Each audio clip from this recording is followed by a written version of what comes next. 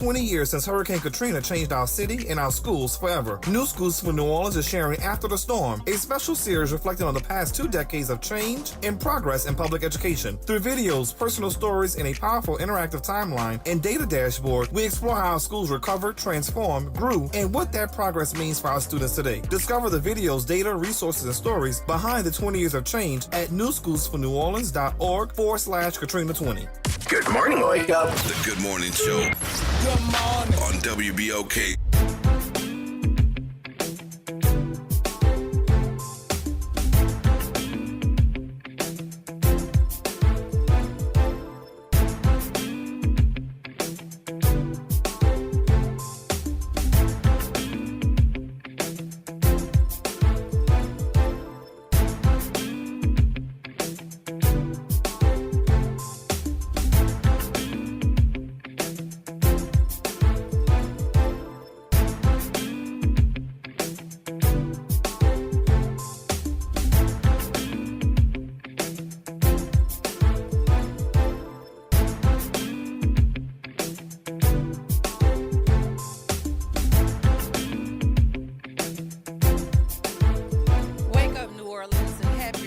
Welcome to the Good Morning Show. I am your host, Dr. Ashanta Wyatt.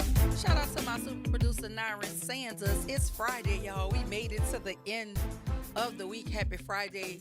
Listen, I'm going to let you in on a little something. I'm running on vibes today. Straight vibes because I have gotten zero sleep. I have not slept. I made it home at 6 a.m. 6 a.m. I had to go inside, take a shower, get ready, and come to work. Yeah, I'm running on vibes. So the moment I get off this air, don't nobody call me because I'm going to go to sleep, okay? I'm tired. I was running around with my son, and he had me out doing all the things that he needed to get done, including visiting the tattoo shop, and we were there all night. And so that was not the plan, but that is what happened. So I'm running on straight vibes. So y'all come on and vibe with me. Look, we got a lot of things to talk about. If you want to join the conversation, numbers 504-582-9422. Hey, Will. Will is calling in from the National Association of Black Journalists Dr. Wyatt, Conference. New Orleans. In Cleveland, Ohio. So it is good to have you. How many more days is this conference going on? Well, we have a full day today and a full day tomorrow. And we have a gospel brunch on Sunday morning, and things wind down for sure. What will happen is there will be some folks who are here for the workday week, and so they'll leave either on Friday afternoon, evening, or Saturday morning. There will be a number of people who are working this week, and so they actually won't get in until Friday afternoon or evening and enjoy the rest of the convention. We'll have a number of different programming components, like the Greater Cleveland Association of Black Journalists is offering 3 different types of tours on Saturday, including one that looks like at the Underground Railroad from a northern Midwestern perspective. So often we think about it as, from the south and running up to the north, usually the east. But they have their history and their version, and they're going to share some of that with that piece. And there are going to be some films on Saturday, kind of like a mini film fest. But one of those is going to be the Hurricane Katrina documentary produced by National Geographic. So Eric Deggans, one of our members who does television film for NPR, will be hosting that along with some folks from National Geographic. That'll be happening. We'll be wrapping up a campaign for some different offices. Nobody there needs to be interested in that. Just know that, it's an inside thing with people saying they have different visions and philosophies and focuses for moving their organization forward. And so that election will be over after 5 p.m. and we'll know some of our new leaders at that point. And Stephen A. Smith is here. And one of the things that's happening as I speak is that he's got hundreds of people over at the convention center, watching him do First Take on ESPN Live. Stephen has been a longtime member of NABJ, and he wasn't always what you see today. But it's another example of what can happen, what is possible. I was talking with one of his mentors just last night, and he was saying there'll be all these people over there. But what they don't understand is how hard this man works. That it doesn't just show up when it's airtime, but he works really hard. And it sounds like a lot is going on at the conference. Yep. And so I hope you enjoy all of the festivities. But there is some breaking news that happened here in the city of New Yes, Orleans absolutely. as it That's relates important. to our mayoral race. Absolutely, I That saw is that. taking place. Early voting starts September 27th. Early voting ends October 4th. Election day is October 11th. As you know, there are a number of offices that are up for election, including the office of mayor.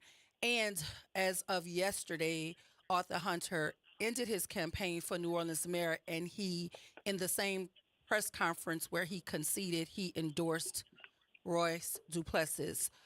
The article says that Hunter had struggled to carve a path to victory, with a recent poll ranking him last among four major candidates. I'm not certain if I want to put all my weight behind the polls, because there are a number of polls and there are a number of them saying varying things, because there are various ways that they were gathering this information.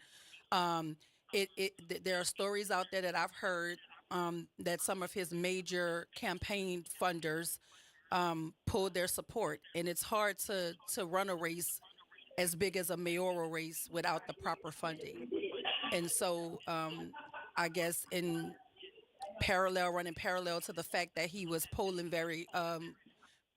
polling last, a lot of his financial contributions were also dwindling as people decided to pull their support. It was a press conference. There was a woman that spoke before. I can't remember her name. I cannot. I'm running on vibes. She spoke before Judge Hunter, and she basically acknowledged all of the things that we know about him. As she introduced him to come to the podium, he came to the podium and said that this is bigger than him. It's for the city of New Orleans, and he felt like Royce's platform and his platform were similar in nature, and I guess it only makes sense for him to endorse Royce as he backed out of the race. So it says a retired New Orleans judge who mounted a long shot run for mayor on Thursday ended that bid to stump for opponent Royce Duplessis. Another shakeup in the city's marquee competition this election cycle. What do you make of this, Will Sutton? Well, I like you and some others who are more close to the ground and with these types of things. We have heard in recent days and weeks that this was being discussed, and it was possible to yesterday it became a reality. I mean, frankly, I think it's not as a seismic shift in the campaign, because Arthur Hunter, who I know each of the candidates, but his polling in multiple polls was either the highest at about 11%, but mostly in the single digits. So just to use a poll number of 14 for Royce Duplessis and add 2 from another, that's not significant. But if you add 7, then that gives more momentum possibility. But as you said just a few minutes ago, and as you and I have said, I think every time that we talk about this, a poll is what you pay for. So Yeah, you and determine. I just want to make a note that the woman who announced Arthur Hunter to the podium is attorney and former U.S. Senate candidate Caroline Fayard. She's the Oh yes. person Hmm. who introduced him so that this press conference can start. I think when the announcement was made that there was a presser happening, I know I knew instantly. I know I did. I instantly knew that this was going to be that type of announcement. It did Hmm. nothing else made sense. I wish I could have been there, but again, I was running around with my son all day yesterday, getting some things done because he's prepping to go back to school. And Yep. so I didn't make it, but I did watch it. I watched the live stream of it from start to finish. I watched it, and a number of people were sad to see him pull from the race. But more importantly, now there are talks all over social media about what they believe should happen between Oliver Thomas and Royce Duplessis. I don't think either of them have any intention on stepping out of the race and throwing weight behind the other person. That's just my opinion. Hmm. Stranger Hmm. things have happened, but I don't see either of them saying, I believe the city will be served best under this person, because I think both of them think that they are the best candidate to represent New Orleans, as does Helena Moreno. So I don't see either of those two doing it. But there are a number of conversations. I don't know how I got into the New Orleans East group. I guess maybe because I always talk about New Orleans East. Somebody added me to the Because group. you have all that New Orleans East love. That's Yeah, why. but yeah, and so I'm in that group somehow, and those are the kind of conversations that are happening Hmm. um in the New Orleans East group for sure, as it relates to this idea that there should be um a joining of that book, because I guess folk are speculating that those two will split from the same voter pool, and they're wondering if one of them will then step out and allow the other person um, to move forward. I don't see it. What do you make of it now that Judge Hunter is stepping away and throwing his support behind Royce, and now the field is Royce Duplessis, Helena Moreno, and Oliver Thomas? Yeah, and there are other candidates who are running, but for the most part, Well, as I'm talking about this not many article, as people. far as this article is Right, concerned, absolutely. yeah, they're yeah. Yeah, Hmm. absolutely. But these have, for some time now, been identified as the top candidates or the major candidates. Yeah. And just, it wasn't that long ago. If you asked, well, I asked Arthur Hunter directly, face to face, is there any chance that you're not going to stick in this race? He said, absolutely not. I'm in it to win it. I'm on staying in to the end. But that was his answer at that time. One of the things that clearly has happened is, as you said before, campaigns cost money. So if you have some money at one point, you're expecting some more money and it doesn't come in, or pledged supporters, financial supporters, say, I've got to make a change, then you have to reevaluate and decide, are you going to continue the path with limited resources, or are you going to go for it? One of the reasons that Royce gave earlier in the year for not continuing was financial. And then he reconsidered and announced that he would be in the race. Meanwhile, Arthur uh, uh, and OT have been raising money, but not at a major significant level. But money, it takes money to run campaigns. And, one of the things that I'll say about this development is I've been to each of their events, one or more, and Royce Duplessis has a younger vibe and a younger crowd that came to his aid when he entered the race and has been continuing to work into Bill. And Arthur Hunter has a great respect among so many people, but great respect without money isn't the same Well, thing. I, And I saw OT something is, that I had never seen before, ever in the I've never seen. Uh, I saw a sign that had both of their names on it, and I was that's like, right. wait, what? I did not think I saw that correctly. So I was like, wait, both Yep. of their names. So there are campaign signs now that has their names in unison on the campaign sign. And I Yep. was wondering what was the rationale behind that, because if I'm not mistaken, uh, Judge Hunter's name will still appear on the ballot. Don't they have ballot numbers by now? So is his That's name going correct. to still appear? Mm-hmm. Mm-hmm. That's my Mm-hmm. understanding. So I don't know. Yeah, I had never seen anything like that before, and I was trying to understand the why behind it. I understand the whole we're going to hit the campaign trail together because I'm throwing my support behind him kind of thing. But Right. a campaign sign, I was like, I've never seen that before. So Well, do we believe that some folk who are going to the polls to vote who may not even be aware, because some folk may have missed the conference and missed this absolutely. this Mm-hmm. this announcement that he's no longer in the race, and then there are campaign signs that has his name on it, and then you go to the ballot and his name is there. I wonder what they're going to do to try to ensure that there's no confusion about his concession. Right. Yeah, and so one of the models that's been developing in some other communities in other cities, and New York is a good latest example, is that candidates have been endorsing each other before elections and before voting. But the difference there is they have the rank order voting. So you could vote for your first choice, your second choice, your third choice.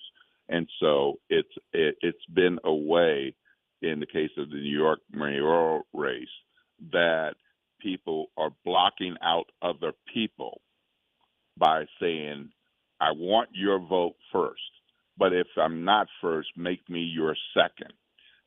But we don't have rank order voting. So that means when people see the names on the ballot, they're going to vote for whoever they want to vote for. And so it's an interesting development to see two names on the campaign signs, and whether how long that lasts. Because to your point, when early voting kicks in, and on election day, October 11th, will people understand that Arthur Hunter doesn't want you to vote for him? He wants you to vote for Duplessis Well, because another thing Arthur that's Hunter name. interesting is the comments that came from the other camps.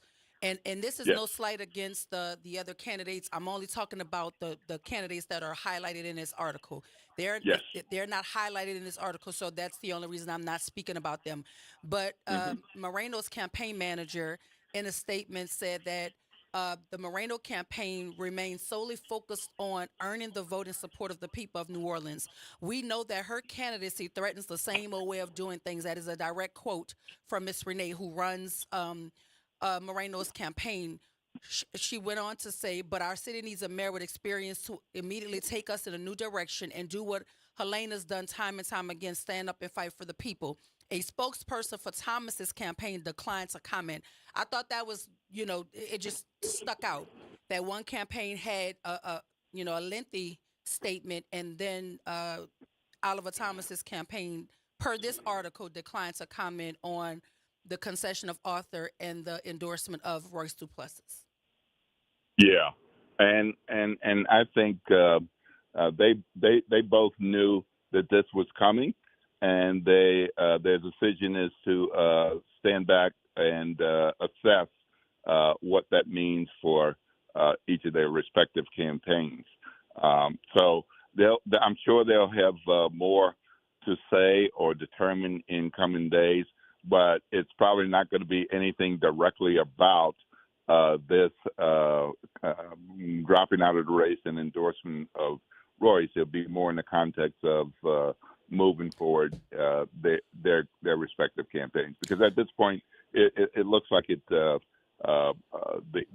race has now turned to who can get into a runoff with Helena Moreno if she continues her strength at this level.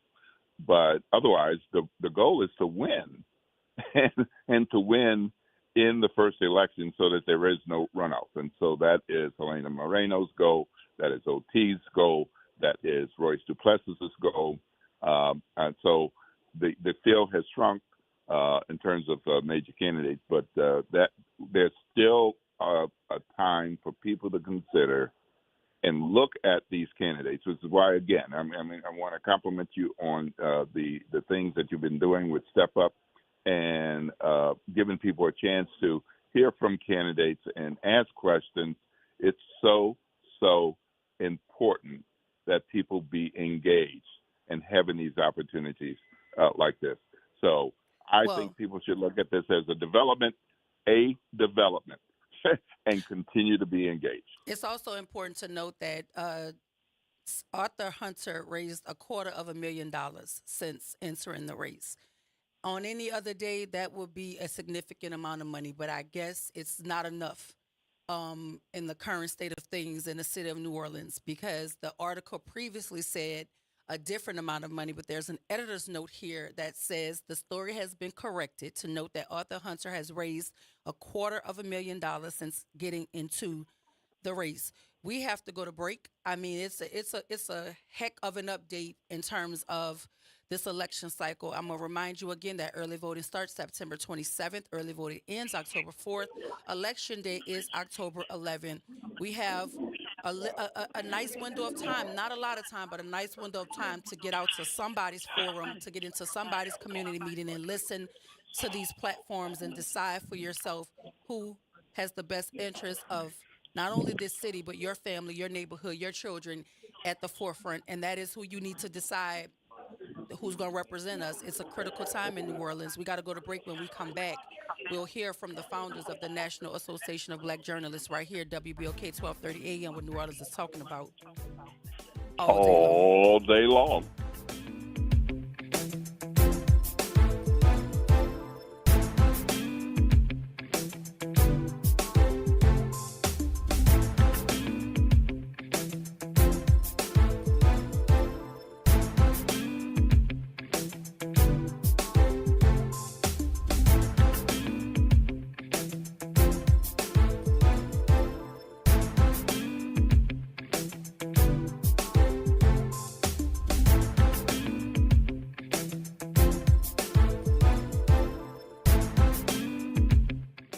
Good Friday morning. I'm Daryl Forges with WDSU News, and here's your headlines.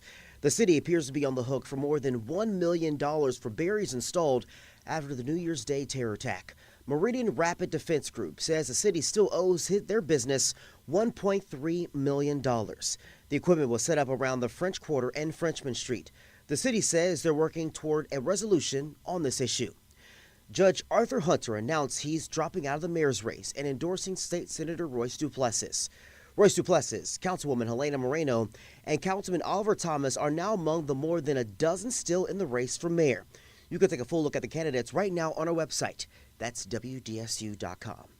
You may have heard some startling sounds in the skies for the past 2 nights, right? Many of you reached out to WDSU saying you saw and heard jets flying over parts of the city. The Naval Air Station Joint Reserve Base confirms the jets came from their base. They tell us 6 F-15s with the Louisiana National Guard were conducting a nighttime Homeland Security training mission on Wednesday night.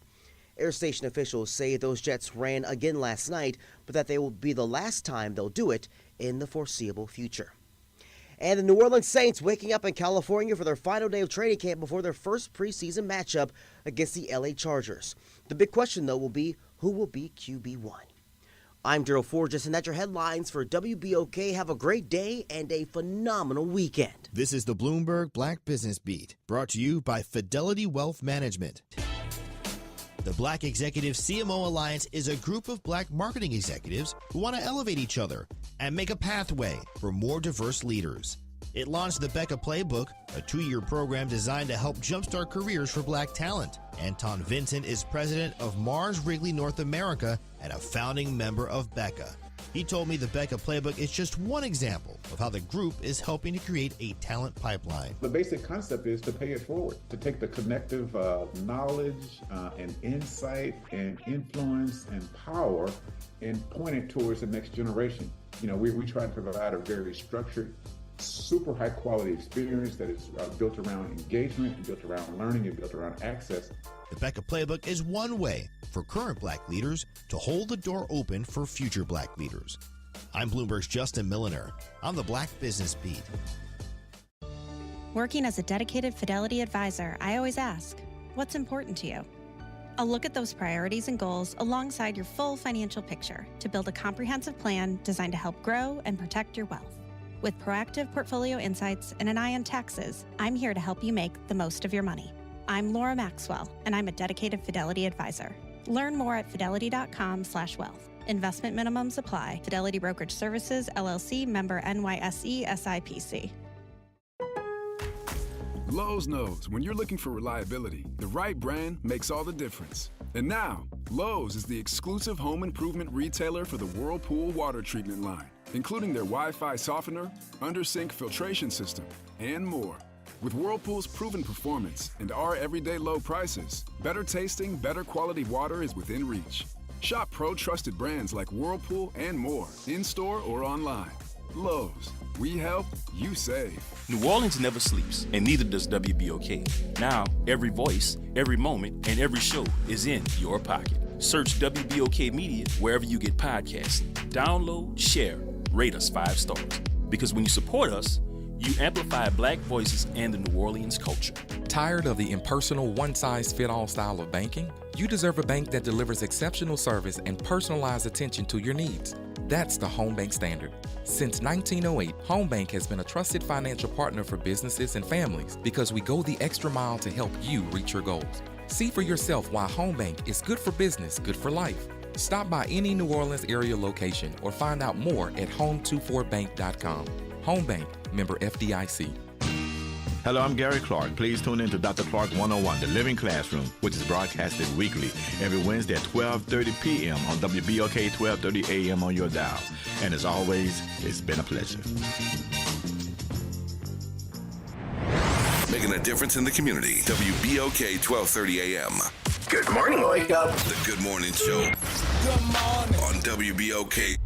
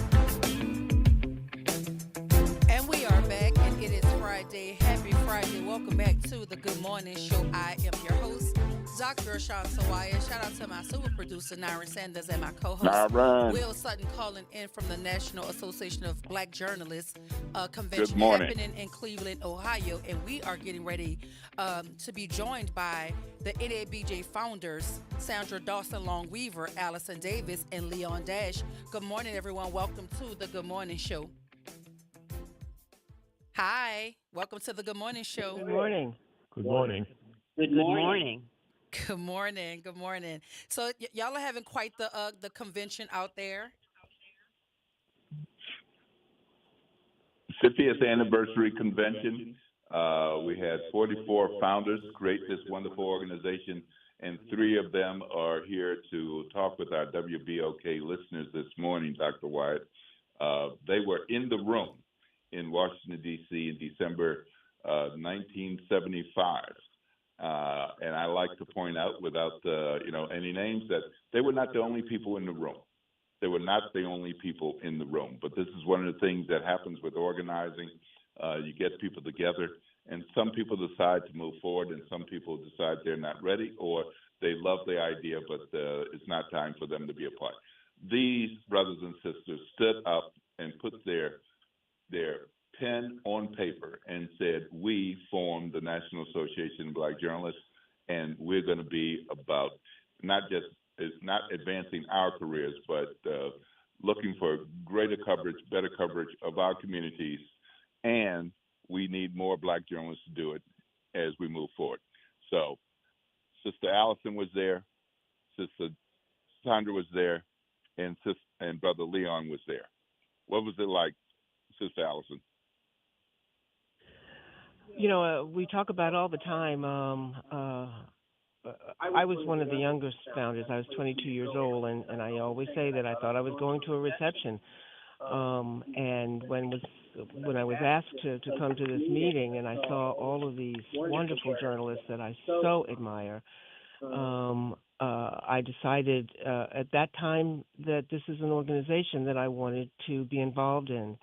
And 50 years later, I am still involved. And as I always say, that the good news is that so many of us have not only remained committed to the ideals that we set forth in 1975, but so many of us have done what we can to make sure that the foundation that has been built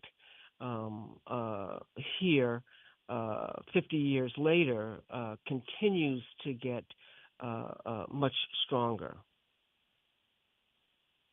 So when we think about the National Association of Black Journalists, we had conversations with several Black journalists as they have been visiting with our station all week. When we talk about the idea of this attack on diversity, equity, and inclusion, what is the organization doing to ensure that our stories are not only told, but that they're protected and that our history is preserved?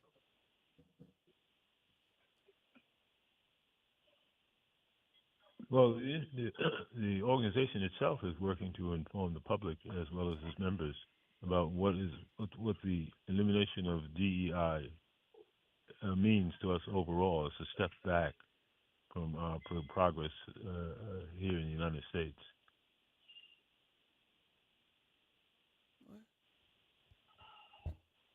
Will, are you there? Yes, I'm here. Yeah. So we were. Go ahead, Will. No. Go ahead. Yeah, I was just asking. We were talking about. We've been talking about that a lot here on the station. Absolutely. How do we preserve our story? A lot of our museums are shuttering because of this funding crisis.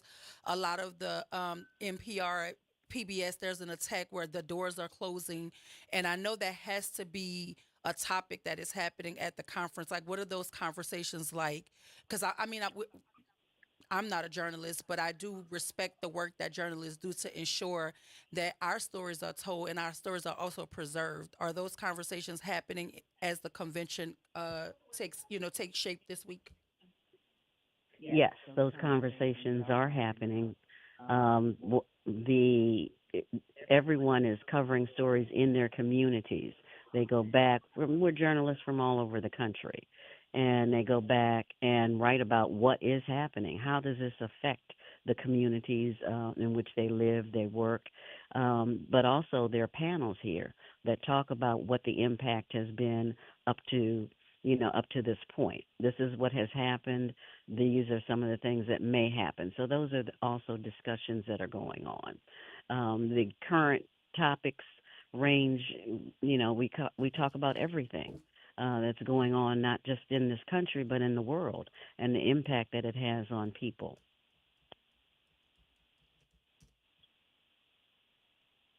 And are you saying something? Well, I can't hear you. I'm sorry. Yes, I put it on mute for a moment. So it's a wonderful opportunity for journalists of all ages and stages, because one of the things that has been consistent as NABJ has grown from birth to 50 years old is so much has changed, and Black journalists need to be at center and a part of these things. So we didn't have AI and we didn't have social media, and we called DEI by some different names, and we certainly didn't have a orange man in the White House. But these things are a part of our national reality and our local reality, and NEBJ is talking about these things, but particularly for the younger journalists and college students who need to be infused with what our founders meant and intended for this organization. You think I say that correctly, Allison? Yes, I'm actually working with students, and what we are trying to do is to make sure they have a historical context. So many of these students, my kids, who are young men, think that the world started when they were born. And so I have to remind them that there were people who were, including my own father, who marched across the Edmund Pettus Bridge in 1965. A grandfather that they never met. But I share that to only say that, it is something that we're all mindful of. We want to make sure that the young people, and the young people, by the way, make up over 50% of our membership. The Gen X's and the millennials and the Ys, the Zs, all those, they are most of our membership now. And we want them to understand our history. We want them to reflect on that history. And we also want to make sure that they tell stories that share that history, because obviously that's something that we all have to be concerned about when states are erasing our history. We have to be the ones that continue to tell that history and make sure that the young people who are reporting understand that history.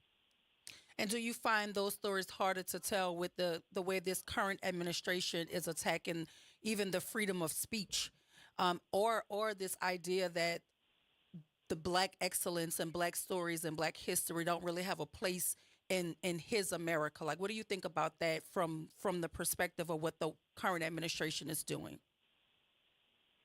Leon, what do you think about that? Well, I think there's a lot of activism initiated by this administration. It's clear they're turning back the approach to free speech, and activists are organizing against him. There's a lot on social media, both against him and for him.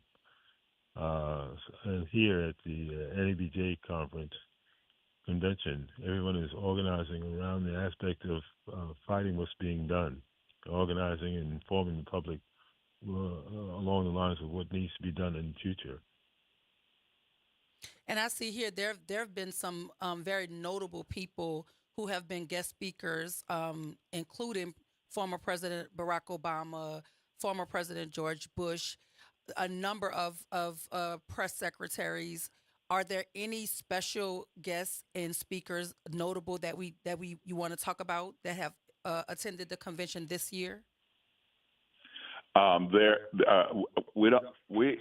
Every year we invite president and significant cabinet members, and certainly during campaigns we invite major candidates. We don't always have those folks here. We often leave some slot of flexibility so that those opportunities can be considered as we get closer to the convention. But I would say in the 50th anniversary that a lot of the effort that has gone into making this special over the last 3 years or so has been focused on a project that founder Allison Davis and others have worked on diligently, which is the NEBJ documentary, which has been at film festivals. And so our members are seeing it for the first time yesterday, and there was a panel of founders looking at it. There's an encore presentation tomorrow, but a lot of the convention is actually what you were just talking about. It's about this DEI. It's about the federal cuts. It's about how to better represent what's happening in the community at the grassroots level, how to deal with newsletters. So these might not seem like, high profile in terms of a person, but very important to the development of the craft, because one of the things, and I can't speak for the founders, but I was not there. But again, part of this was about improved coverage of our people. Yeah, I think You know, that. that's Go so ahead. I'm right, sorry. Will. You know, one of the things that we uh, uh, emphasized in the early years and continue to do that, we are a newsmakers conference. It's what we always said that we were going to do, and so we have made those invitations out. I still have the invitation to Jimmy Carter and Gerald Ford from 1976, inviting them to Texas Southern. I still have those letters, and so we wanted our members, and have always wanted our members to be able to ask the kinds of questions that we felt were necessary, and that our communities wanted to hear. We were primarily starting out. We were Black journalists working in white newsrooms. If you remember, newspaper publishers, Black publishers, already had their organization, but there were some of us who were moving into to white, predominantly white media that had no protection, and that's really one of the reasons why we were born, to make sure that we could come together and have the kind of protection that the Black press already had. And then, of course, we all came together and have all come together in the years to really make sure that, again, our communities are covered. Yeah, I just worry. I mean, just from the standpoint of media, we do radio here, but I just worry with the way this administration is, the direction they're moving. I worry about ensuring that we have a space where our stories are not only told and cultivated and protected, but they're amplified. And that's what we try to do here at WBOK. So we appreciate what you're doing in that space as well, in terms of the National Association of Black Journalists, because it's necessary. We have to have representation in all forms, in my opinion, in all forms of media. Yeah, and Sandra has been playing point the last few years for making sure that we are centered as an organization with our founders. So perhaps she can speak to that work and a couple of special things happening this week. Yeah, so this week, since we're celebrating the 50th anniversary, put up an exhibit booth with some of the memorabilia over the 50 years, the student newspapers that we've had, some of the coverage of the people over the years, of people who were luminaries. But also, it's been important over these 50 years. We'll always have a space. To your point of saying, make sure that we have a space. We will have a space. And part of it is technology has evolved. So just like you're doing this radio show, other Black journalists are doing blogs. They're speaking out in different ways in their communities. They're creating newsletters. They're setting up places where people are gathering and talking about, what's going on, and not just talking, but taking action. And we're trying to recognize more of the things that go on in the communities. I work with young people. I work with students. I also work with young journalists, encouraging them to get out into the communities and make sure they're talking to the people who live there. What's important to them? How are they living their lives? So this will go on. This is part of the legacy that we, who founded the organization 50 years ago, hope to pass on to those who are coming behind us.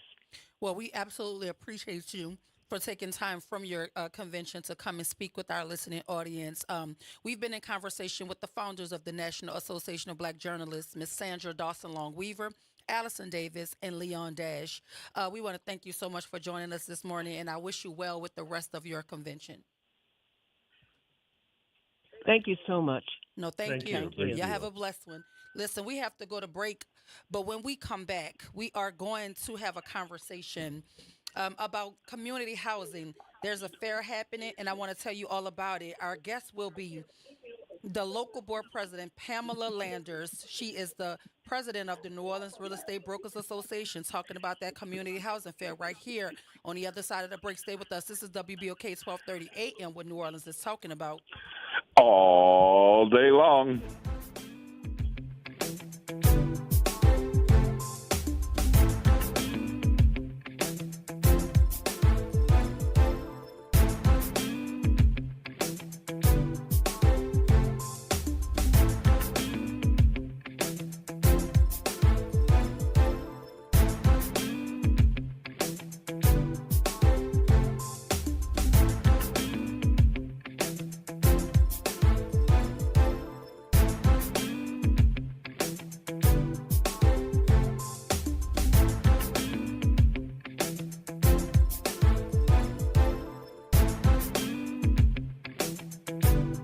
This is your news update for WBOK from WDSU. For all your news and weather, watch WDSU News, New Orleans' leader in live, local, late-breaking news. Today at noon and 4 p.m. Another hot and stormy day is on tap. We'll start with a few coastal showers, then scattered storms develop throughout the afternoon. As we get that daytime heating, though, it shouldn't be as intense as yesterday. Highs climb into the low to mid 90s with low temperatures tonight into the 70s. A few showers may linger overnight. More 90s and daily afternoon storms continue for the rest of the week on into the weekend. For the WDSU First Warning Weather Center, I'm Raven Richard.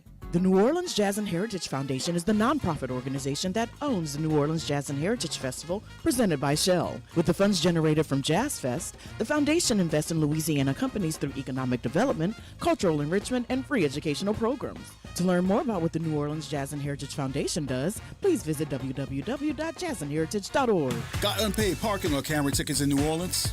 Here's some good news. Through August 31st, you can take care of them without paying late fees.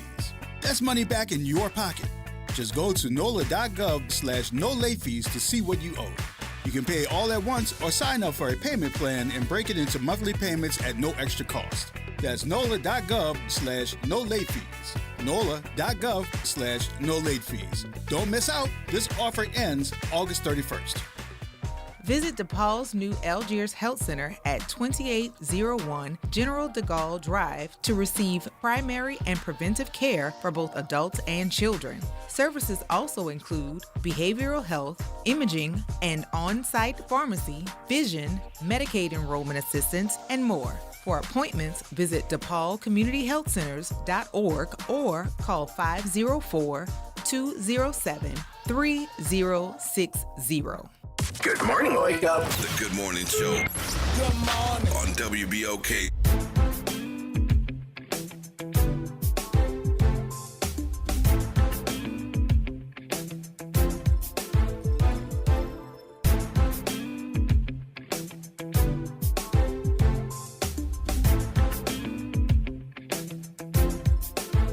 And we are back. It is Friday. Happy Friday. Welcome back to the Good Morning Show. I am your host, Dr. Ashanta Wyatt. Shout out to my super producer, Nyron Sanders, and my co-host, Will Sutton. He's calling in from the National Association of Black Journalists Convention happening in Cleveland, Ohio. But right now in studio with me, y'all know how we go when a cougar's in the building, baby, so y'all make room. We have a cougar from 3332 Huntley Drive in the building, and she happens to be the local board president for the National Association of Real Estate Brokers, the one and only Miss Pamela Landers. Welcome to the Good Morning Show. Hello, Come on. doctor. Welcome. Here. Yes, doctor. I told her every time I see her, Will, she has a new title. I mean, she's doing big things out there. Yes. So Pam is here to talk to us about this community housing fair. Yes. It is happening Saturday, August the 16th, 9:30 to 2:30 at the Desire Florida Multi-Service Center, 3520 Industry Street, New Orleans, Louisiana. And it is an informational session, and she's going to tell you all about it. Councilman Eugene Green, State Rep. Delisha Boyd. Well, we also know State Rep. Delisha Boyd is also in real estate. So this makes sense, and I think that Councilman Eugene Green is as well. Yes. All right, so you have some heavy hitters in the room with you. So what are we to expect from this community housing fair? Oh, Dr. Wyatt, this is not going to be your ordinary housing fair, right? We have classes. Not only do we have classes, but we've actually teamed up with Family Resources to where you can actually get credits to go towards your first-time home buying training. Oh, wow. So, you're coming out, you're not just taking these classes for no reason. It's actually credits that can go towards your home buying credits. And when you talk about credits, does the home buying course cost? And you're saying that's something different if you want to go to a home buying counseling agency. Okay. Because what we want to do is expose. Thank you. I'm sorry. Okay. Pam. No, what we want to do is expose our community to all of the options that they have available, right? So right now, Orleans Parish has up to $55,000 in grant money, but you do have to get a certificate, and you do have to get a certificate from some of the housing counseling agencies. Family Resources of New Orleans is one of those agencies, and they are offering to take in the credits that'll be taken at the housing fair on Saturday. I can remember when I was going through my process to buy a home for the first time, I went through NORA, and that's where I got my certificate from. So I'm very familiar with the certificate. I actually went twice through the class because there was some things I wanted to know more about, so I just went again so that I can get more information. I think everybody should take a class, even if you're not ready, to purchase right then and there. I think it's still important to know the jargon, all of the words they're using, what those words mean, because a lot of folk buy stuff, sign their name on stuff, and they don't know what they're doing. Right. So is this housing fair going to help walk them through these processes so they can better understand what the home buying process is like? Well, that's exactly what we want to do. Okay. Just a little bit of background of who we are, the National Association of Real Estate Brokers. We are one of the oldest minority organizations around, okay? Back in 1947, let me just give you a little bit of background information. 1947. There was a time where they did not want blacks to become realtors. We could not be a part of their network, okay? So 12 men, 1 woman got around on the table and said, you know what? You don't want us at the table? We're going to bring our own table. So that's how the National Association of Real Estate Brokers was formed back in Tampa, Florida. And what it does is it not only makes sure that the community has the information that it needs to make sure that we promote democracy and housing, but we also enhance our members. So as a member, we go out into the community. We're making sure that the community is not being a victim of appraisal bias, right? Or lending bias, because, we are in these days and times, right? And it's not over with, right? And when you talk about appraisal bias, are you talking about if I go to get my home appraised, it can appraise lower than if my white counterpart goes and have the same home appraised, it could possibly appraise higher. Exactly. Simply because we have different Exactly. skin color. Or maybe in dealing with areas. You're wondering why certain areas in the city is valued less than other areas, okay? So we really look into that. As a matter of fact, on a national level, we actually work with HUD went all the way up to the Supreme Court to be able to work with HUD to be able to lower what they're counting as a debt to income ratio. Okay, they used to count 3%, but NAREB is a part of that fight to where now we're at 0.5%, and we want to actually wipe that away. That's amazing. Yeah, so boots on the ground for the National Association of Real Estate Brokers. Ratio keeps a lot of people from purchasing most things. Yes. Because they want to be, that's how they judge your ability to be able to make these payments and to keep up with these payments. So that's good to know about. Is this community housing fair free and open to the public? It is free. It is open to the public. We're going to have, again, first-time home buying credit. The type of classes that we're going to have, I'm telling you, doctor, it is awesome. We're going to have not only just your ABCs for home ownership for those first-time home buyers, but we're also going to have credit counseling, one-on-one sessions.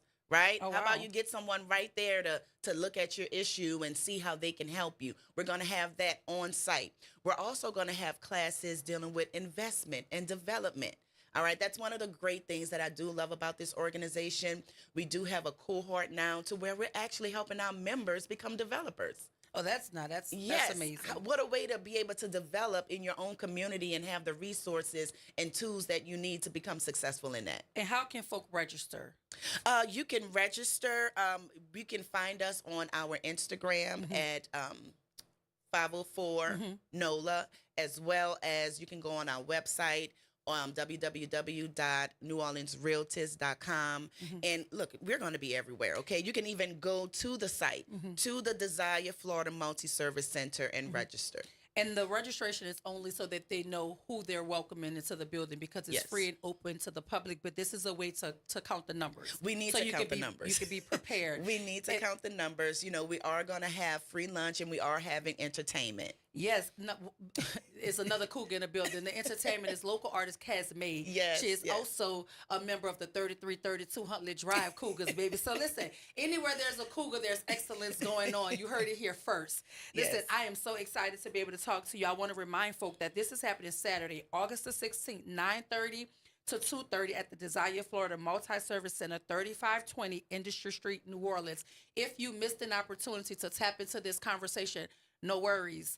The broker will be back on Thursday. I'll be back. She will be back next Thursday, so we can have a more in-depth conversation about this. We can talk in more detail, but we wanted to give them a taste to let them know that it's coming. But you will be back on Thursday to give us the full picture of what is happening, from the first-time home buyer credit to the real estate investment strategies, development opportunities, and like we said, State Rep Delisha Boyd will also join you at this event. There's succession properties, credit repair, and financial literacy, one-on-one credit counseling. All of that is going on at this community housing fair. Yes, a bunch. And remember, if you guys want to register, we are on Instagram as Noriba504.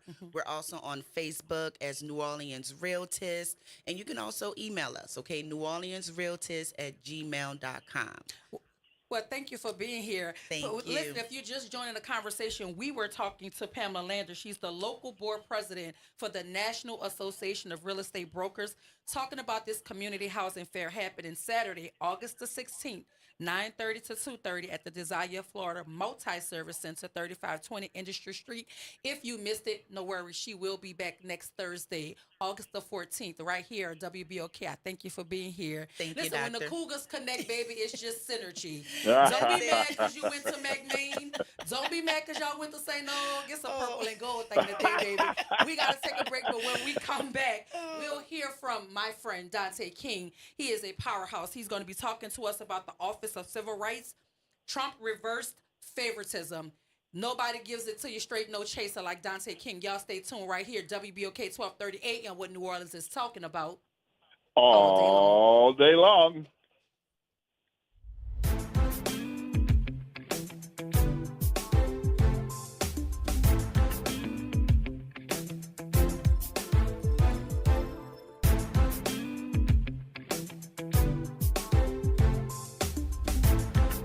WBOK New Orleans, home of the Good Morning Show, 7 to 9 a.m. weekdays. This news report is brought to you by New Schools for New Orleans.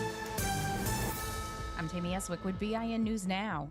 Investigators say the gunman at Fort Stewart in Georgia, who was an active duty military member, used his own personal handgun in the shooting, not an Army-issued weapon. 5 soldiers are now recovering after that shooting. One soldier remains as an inpatient here at Wynn Army, right here on Fort Stewart.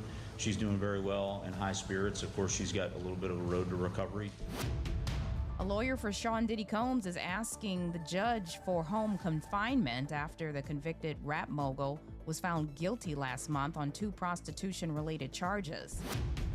Finally, Freddie Gibbs and The Alchemist are planning a tour. They plan stops in Brooklyn, Atlanta, Chicago, and Los Angeles, to name a few places. Freddie Gibbs, by the way, is a black rapper, and the tour kicks off September 20th.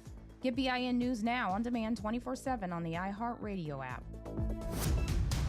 This year marks 20 years since Hurricane Katrina changed our city and our schools forever. New Schools for New Orleans is sharing After the Storm, a special series reflecting on the past 2 decades of change and progress in public education. Through videos, personal stories, and a powerful interactive timeline and data dashboard, we explore how our schools recovered, transformed, grew, and what that progress means for our students today. Discover the videos, data, resources, and stories behind the 20 years of change at newschoolsforneworleans.org/Katrina20. Good morning, wake up. The Good Morning Show. Good morning. On WBOK.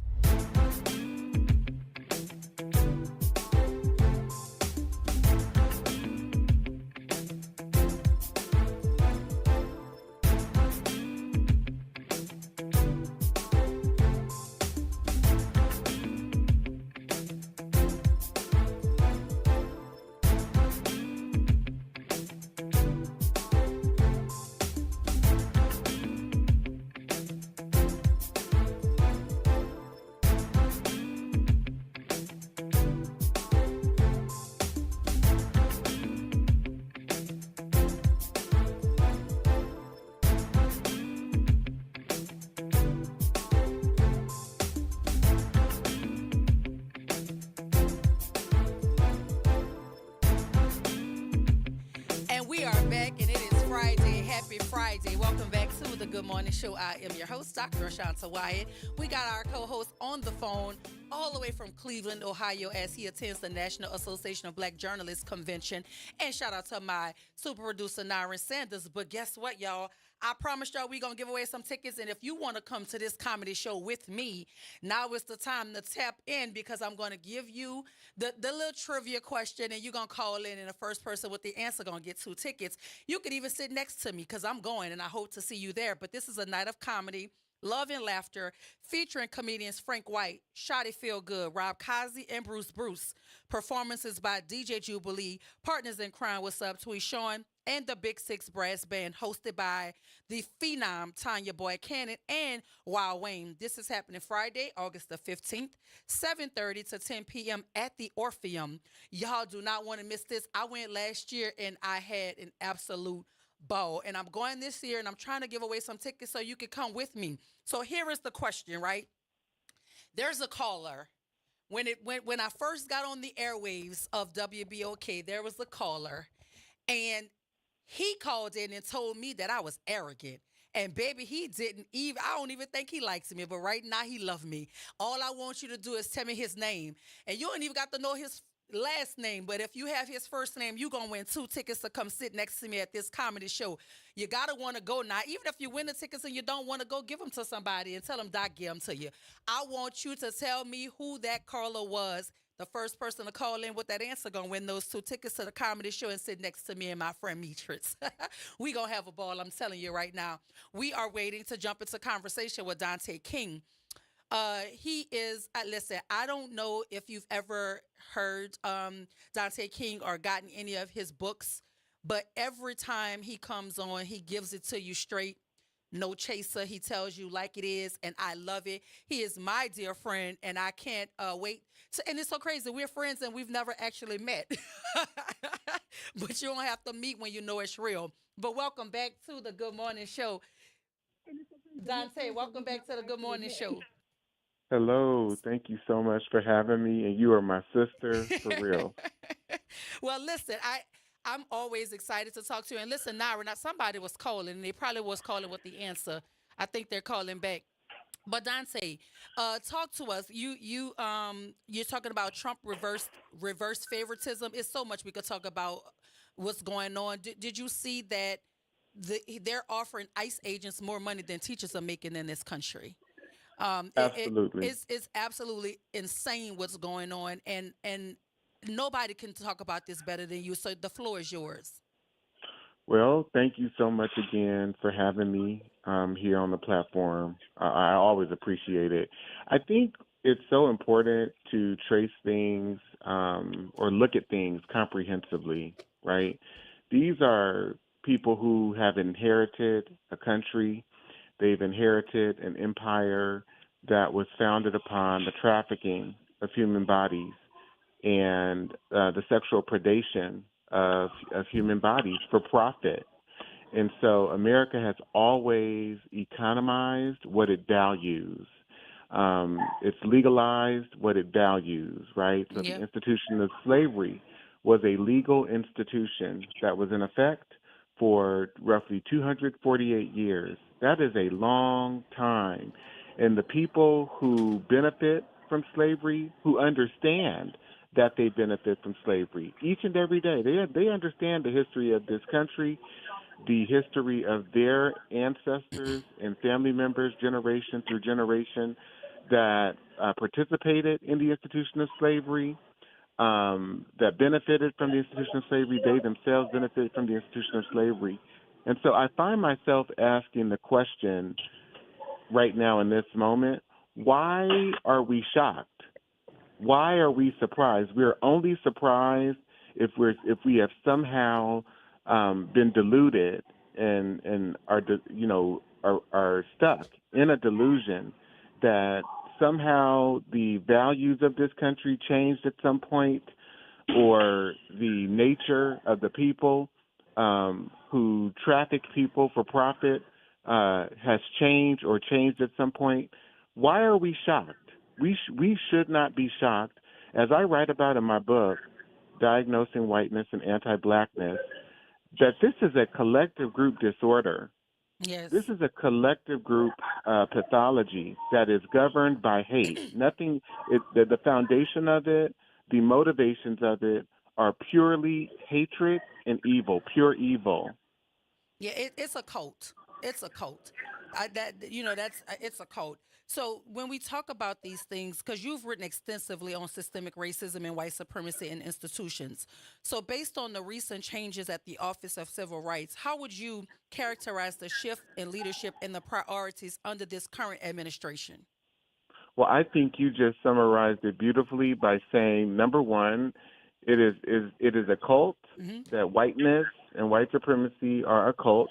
And so if you've been listening to some of the news that's been coming out about this story and other stories too, you can very clearly see in a very blatant fashion that Donald Trump and his administration, the powers that be, are instituting white men everywhere because as one of his supporters said, the guy, I think his name is Donald Beatty, that American institutions should be governed by white men, competent white men.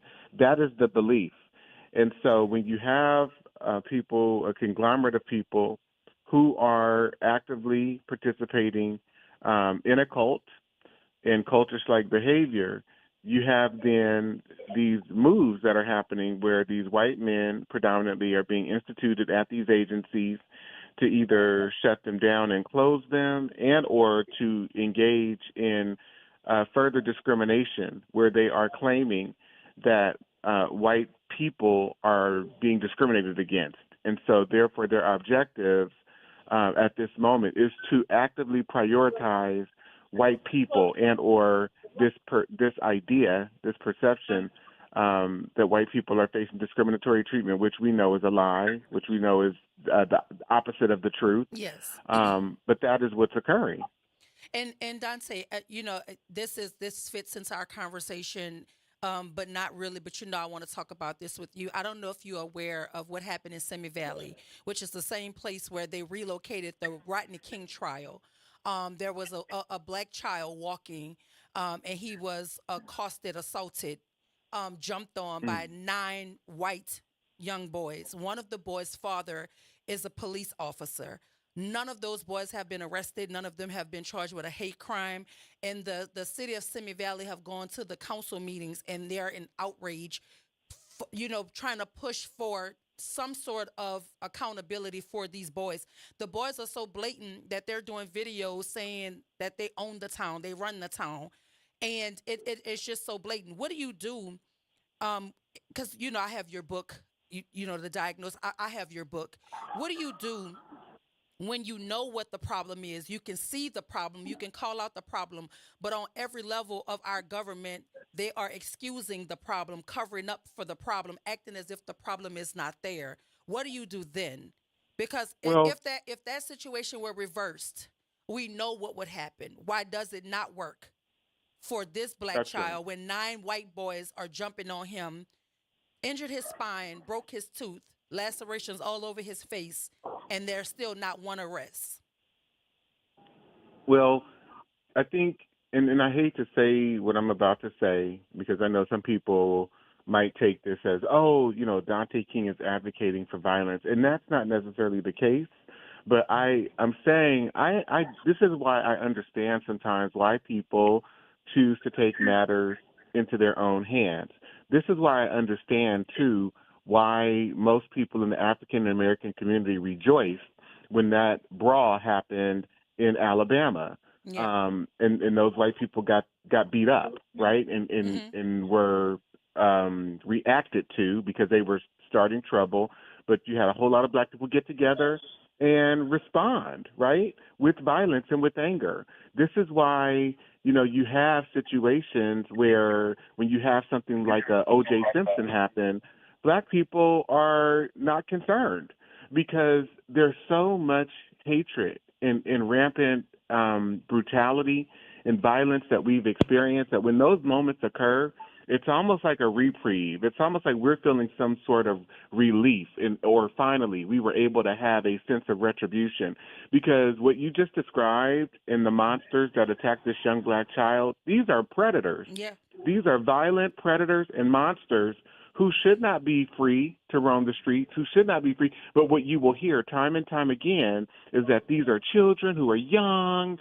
They have their whole lives ahead of them. They come from upstanding families. Their families are model citizens. That's what you will hear Well, actually, Dante, over and that's over and over. exactly what one of the white women said at the council meeting. She took the microphone, and that's exactly what she said. Almost Absolutely. verbatim. Almost verbatim. That's what she said. And I haven't even seen that meeting, Mm-hmm.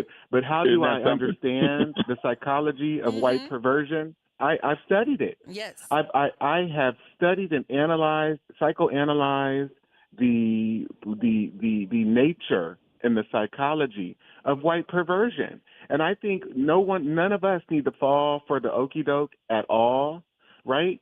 We talk about organizing, and I think, organizing is fine and advocating for policy changes, but this is where people need to take matters into their own hands. If there's not going to be accountability at the state level, at the federal level for these types of hate crimes and terrorism, then, people have to do what they have to do. That's what I'm of the mindset of, and I think that is a theology that Malcolm X preached. If you have a dog, I forget his analogy, but it was like, if these people come at you, do not turn the other cheek. Yeah. Do not follow that slave doctrine from the Bible. You don't have a duty to retreat if your life is in danger. If it's you or me, I don't have a duty to retreat. And I don't understand why we have to continue to play with some level of decorum. There's no decorum here. There are no rules here. So No. Even we've been talking about this diversity, equity, and inclusion piece all week because we've been talking to the folk from the National Association of Black Journalists. And what do you make of a quote from a former OCR supervisor saying the new leadership in the Trump administration is made up of white, straight, male DEI hires? What does this statement suggest about how diversity, equity, and inclusion work is being redefined and possibly co-opted by those in power? Hey, Well, Dante, I appreciate Jasmine Crockett's redefining of DEI. She says something to the effect of it stands for didn't earn it. And none of these people have earned their position. I think we understand that. The other piece that you mentioned around us making sure that we don't play by any rules, and what I'm about to say is critically important. What was announced or amplified in that same article is that the person that they appointed in one of these new positions has a DUI. He was ticketed for drunk driving, right? Craig. He has a record. You had several months ago, or about maybe a year or so ago, the former Michigan Township Supervisor, this guy, Ken Fletcher, who was arrested in a child sex sting. Yes. He resigned, right? But then he won re-election in a landslide. So there are no rules where these people are concerned. They can be pedophiles. They can be alcoholics and break the law while, as an alcoholic and still ascend to power. And I think we need to use that and reflect on what that means for all of us who hold ourselves to high moral standards, and we beat up on ourselves when we make mistakes or we don't believe we might be qualified because of something in our past. We need to drop that because these people have no morality and no considerations or concerns about morality where they themselves are concerned. And so when we talk about the DEI, all this is white prioritization. Absolutely. And I think everyone should adopt that language into their lexicon. This is about white prioritization, white supremacy, and if we don't understand that the white race in and of themselves, even when they established themselves as a conglomerate, as a race of people, roughly 3-4 centuries ago, if we do not understand that was a political move, that they are in and of themselves a political group, and they are actively engaged in a political movement and a fight for their existence, then we will forever be deluding ourselves. Everything that is happening, Dr. White, is about white supremacy. It is. It's about maintaining and perpetuating and reinforcing white supremacy in America, because this country was founded as a white country per the Naturalization Act of 1790, which governs the first attributes or definitions around citizenship. And you're talking about all of these people with these criminal records and these criminal allegations against them. We're talking about the Epstein files, and this country is really playing in our face. The president of the United States got on the news and said, "Why are they constantly talking about me? Why don't they talk about that Clinton is in the files and he's mentioned 28 times?" And folk are like, "How do you know he's mentioned 20? If you've not seen the files, if they don't exist, if it's all a hoax like y'all have been trying to tell us, how do you know that?" Now they have the Ghislaine pretending like she didn't know that Trump was there because they brokered some sort of deal with her so she could keep her mouth shut, because she know they'll probably hang her in her cell and pretend she killed herself as well. So now she's saying she doesn't know about any criminal activity. He didn't do anything inappropriate when he visited the island and these things. But he said he wasn't even there. But now she's saying he didn't do anything illegal while he was there. But why you ran on this idea that we're gonna release the files? You're gonna release the files, and now that you know your name is in it, now it's this whole no, we can't release them. We have to redact information. And like, why is it that we continue? And by we, I'm talking about the Democratic Party and all of the people who are outside of the insanity of whiteness. Why are we continuing to play by some fake rules or some fake set of decorum or this respectability stuff? There are no rules here, Dante. Those folk aren't even abiding by the Constitution. They're not abiding by court orders. They're not even listening to what the judges are saying. So why is it that we're stuck in this box of respectability politics? Did we lose him? We lost him and Will. I'm sorry, Dante, that I lost you. Celeste, I saw that you called, and I want to give you an opportunity to call back because other folks are calling. If you can hear my voice, Celeste, I would love for you to call back 504-582-9422. Good morning, Janet. Welcome to the Good Morning Show. I was calling to give the answer. Good morning. How you doing, Janet? And if you give this answer, and if Celeste was trying to give this answer too, I'm gonna give her some tickets too. I just don't know what she wanted because we lost her on the call. What you say, Janet? What's the answer? The answer is Mr. Larry. The answer is Mr. Larry. Where's my bell? I don't hear it is. Yes, the answer is Miss. You remember that, Janet? Larry said, "Yes, I remember. You're just arrogant." and now that's my buddy. I cannot wait to meet him in person. I've never met him, but I'm so excited. I'm so excited to meet him in person. But yes, Janet, that is the answer. Would you like me to leave some tickets here at the station for you, or what? How would you like me to get them to you? I can pick them up. You can pick them up. So I'm gonna leave them here at the station in an envelope with your name on them. All right. Thank you. I'm gonna see you at the comedy show, Janet. I love comedy. Come see me, girl. Come sit next to me. All right, I will. Enjoy yourself. Look, we got Dante back. I'm sorry, Dante. I don't know how we got disconnected, but I wanted to make certain that I got you back because I promise you, I love talking to you. You gotta come to the city sometime soon and sit in this space with me so we can really dig into things. But what are your parting thoughts here? Because we have to go to break. But what are your parting thoughts here? Sure. If you go to my website at DanteKing.com. I'm on your website right now.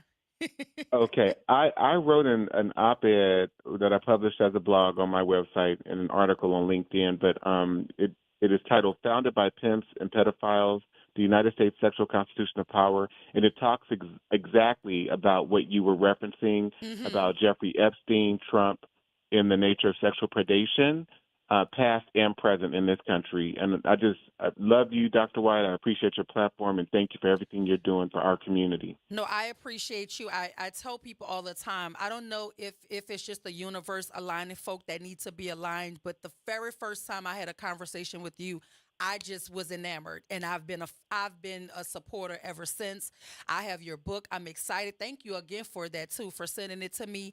And whenever you come to the city, you cannot come here and not reach out. We have to connect so that we can dive into this thing together, and maybe we can work on a book together too. Maybe I could write a forward or something. I don't know. Let's see. I would love that. All right, Dante. Have a good one. Thank you for joining me. Thank you. All righty. Bye-bye. Bye-bye. Good morning. Welcome to the Good Morning. She back again? We lost. Well, why you put Janet back through? Janet already won, Shy. We gonna leave some tickets at the thing for her. Look, we gotta go to break, y'all. But when we come back, y'all know our partners from Home Bank. They are here talking about credit invisibility. What exactly does that mean? Is the credit playing hide and go seek? I don't know, y'all. I'm running on vibes, but y'all stay with me right here. WBOK 1230 AM. What New Orleans is talking about all day long.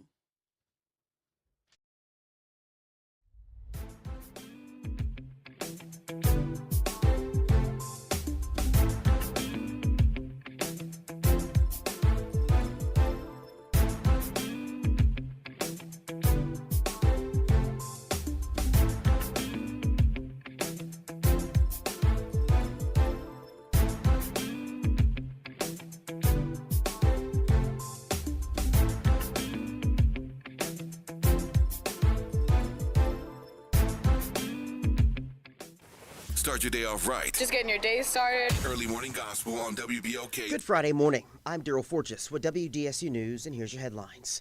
The city appears to be on the hook for more than $1 million for barriers installed after the New Year's Day terror attack. Meridian Rapid Defense Group says the city still owes their business $1.3 million. The equipment was set up around the French Quarter and Frenchman Street. The city says they're working toward a resolution on this issue. Judge Arthur Hunter announced he's dropping out of the mayor's race and endorsing State Senator Royce Duplessis. Royce Duplessis, Councilwoman Helena Moreno, and Councilman Oliver Thomas are now among the more than a dozen still in the race for mayor. You can take a full look at the candidates right now on our website. That's WDSU.com. You may have heard some startling sounds in the skies for the past 2 nights, right? Many of you reached out to WDSU saying you saw and heard jets flying over parts of the city. The Naval Air Station Joint Reserve Base confirms the jets came from their base. They tell us 6 F-15s with the Louisiana National Guard were conducting a nighttime Homeland Security training mission on Wednesday night. Air Station officials say those jets ran again last night, but that they will be the last time they'll do it in the foreseeable future. And the New Orleans Saints waking up in California for their final day of training camp before their first preseason matchup against the LA Chargers.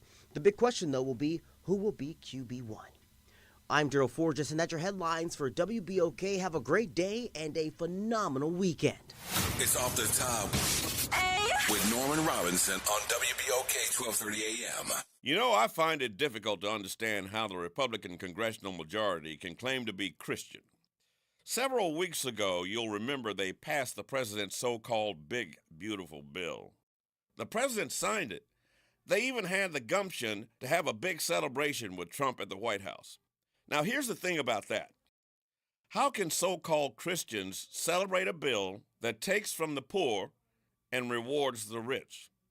There is nothing more unchristian than stealing from the poor to give to the rich. A Christian is obligated to feed the hungry. Instead, the so-called GOP Christians in Congress are cutting food stamps. They should be healing the sick, but instead they are cutting Medicaid. They should be standing up to the fat cat billionaire class, but instead the so-called Christians are lowering taxes for the billionaire class. These policies, ladies and gentlemen, have no basis in the teachings of Jesus or any religious teachings around the world that says when someone gets hungry or sick, you have the right to make more money off of them while lining the pockets of your wealthy donors. Not surprisingly, this heartless action has drawn the ire of the citizens who've attended town hall meetings held by some GOP congressional representatives. In an effort to avoid future embarrassment from such dissatisfied voters upset about their policies, Republican leaders have advised their members not to hold any further town hall meetings with constituents, an act of shameless cowardice. And yet, it remains to be seen whether the Republican base will punish these heartless jackasses by voting them out of office. The answer awaits us in the upcoming midterm elections in 2026. Lest we forget the so-called big, beautiful bill from the not-so-beautiful party. This is Norman Robinson off the top. Tired of the impersonal, one-size-fit-all style of banking? You deserve a bank that delivers exceptional service and personalized attention to your needs. That's the Home Bank Standard. Since 1908, Home Bank has been a trusted financial partner for businesses and families because we go the extra mile to help you reach your goals. See for yourself why Home Bank is good for business, good for life. Stop by any New Orleans area location or find out more at home24bank.com.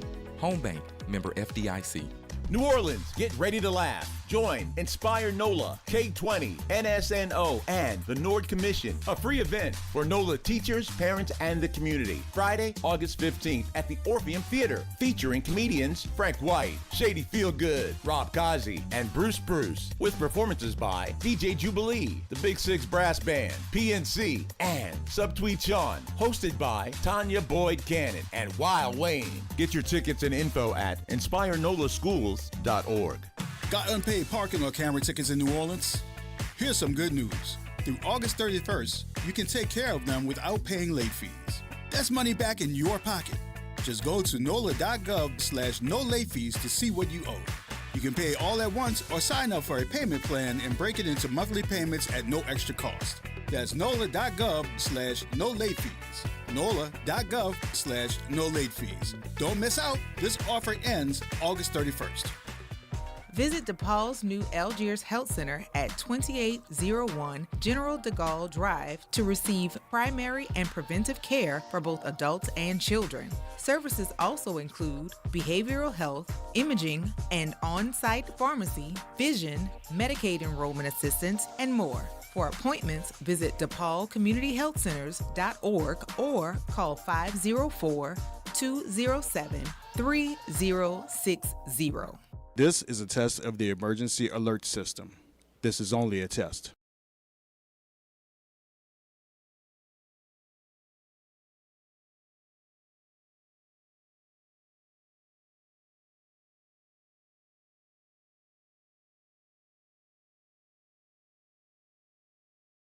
This has been a test of the emergency alert system. Good morning, wake up. The Good Morning Show. Good morning. On WBOK.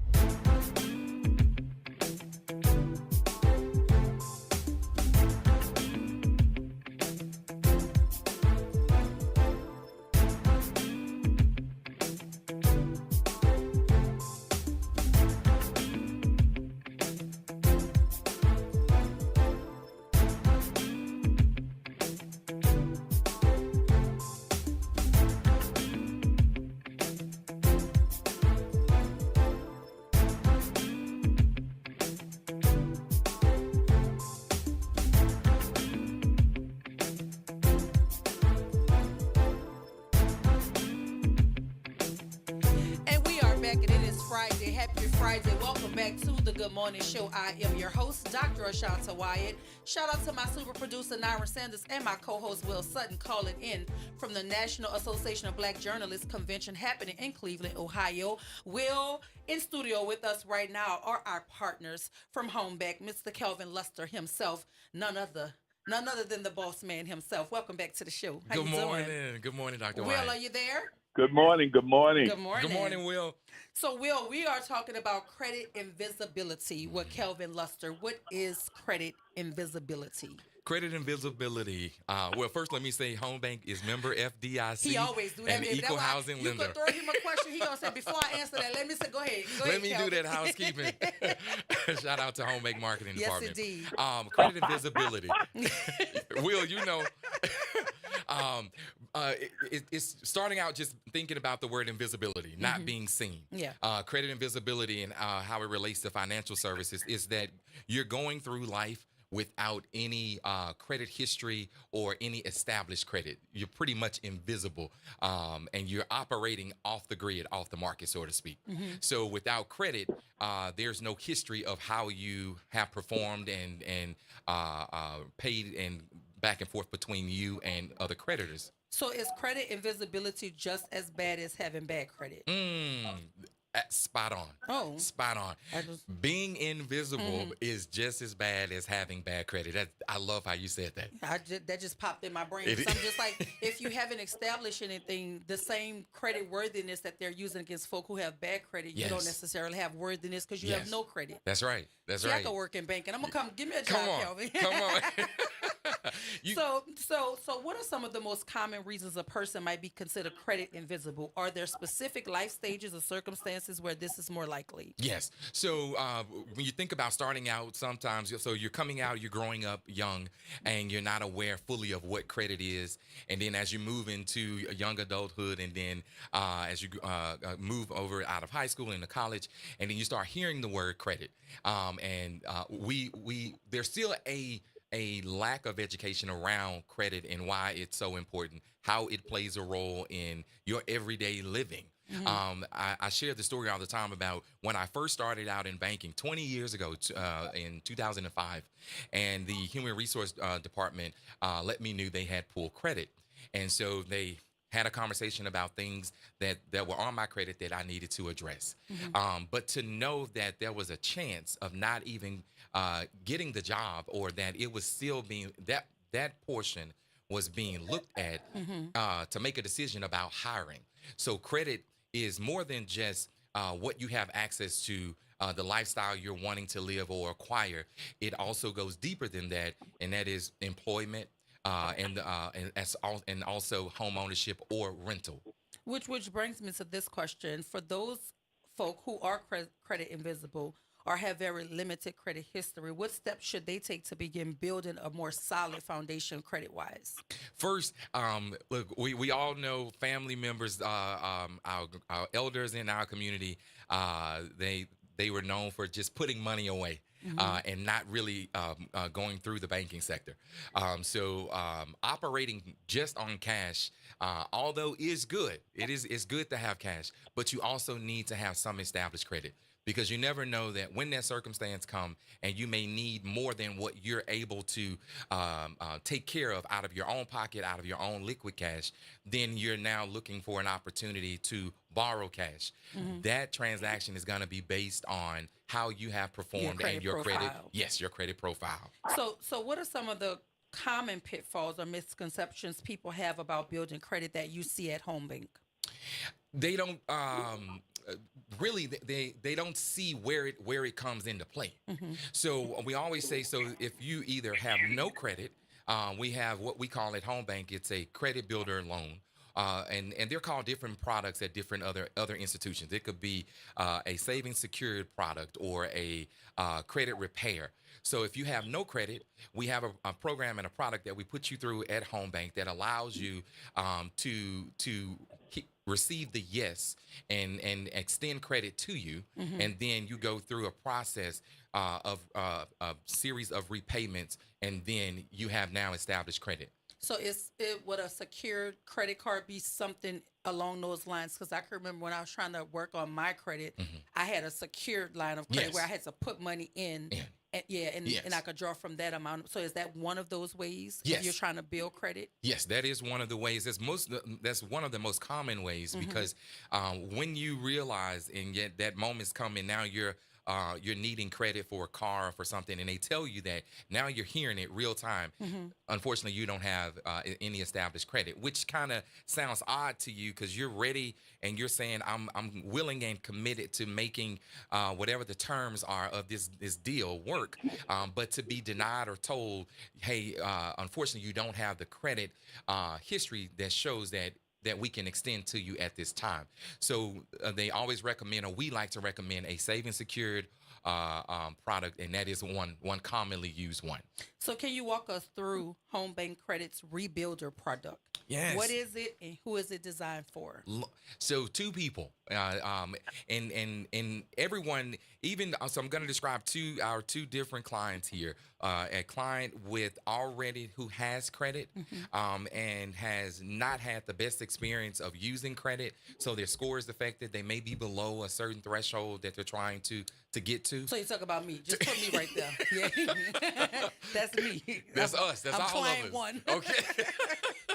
So for that client who has credit but not a high enough score or a good score, then this program allows them to again hear the yes, have credit extended to them, and then now they get to at the end of this program they now have raised their score because they've been given the opportunity to show that they're credit worthy and that they can repay on time. Okay. So that's the first one. Your second one is going to be someone with no established credit. That's my son. That's me and my boy. Come on. Now go talk to me about him. Come on. So look, I found out, Dr. Wyatt, like in our community, we struggle with, again, getting sometime access to information on how to move us forward. Yeah. Not as just individual, but as a community.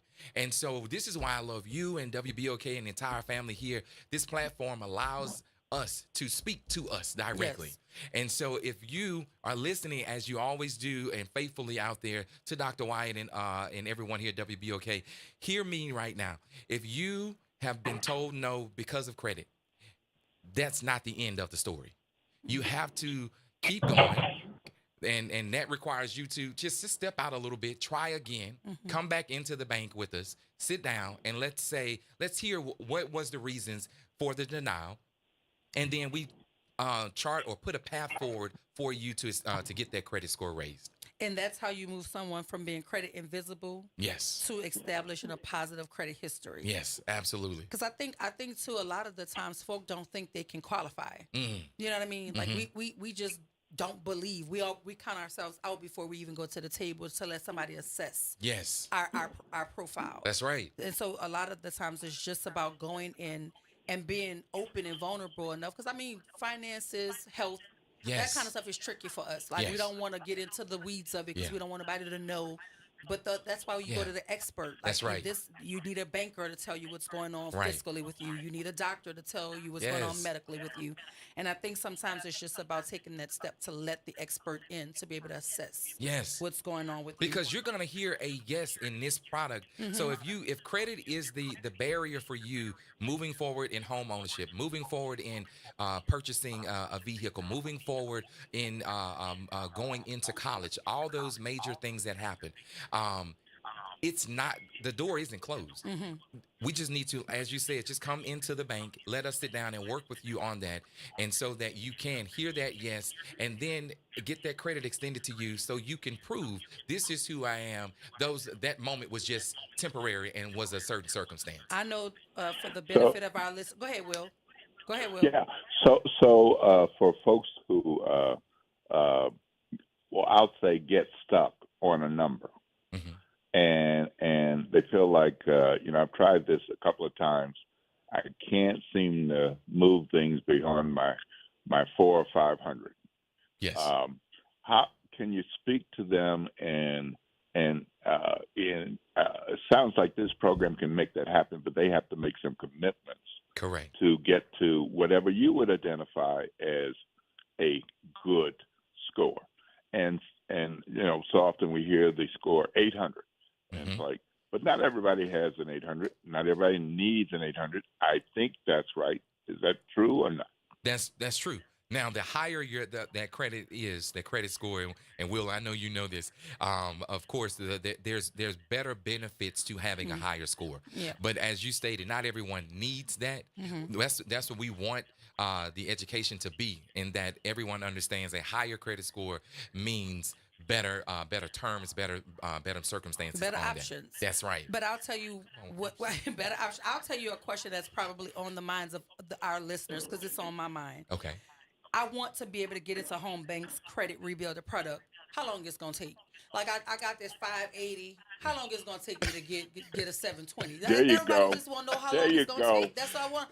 How long Real it's gonna take? Real talk. So. Real talk. Right. Come on, Will, don't do that to me.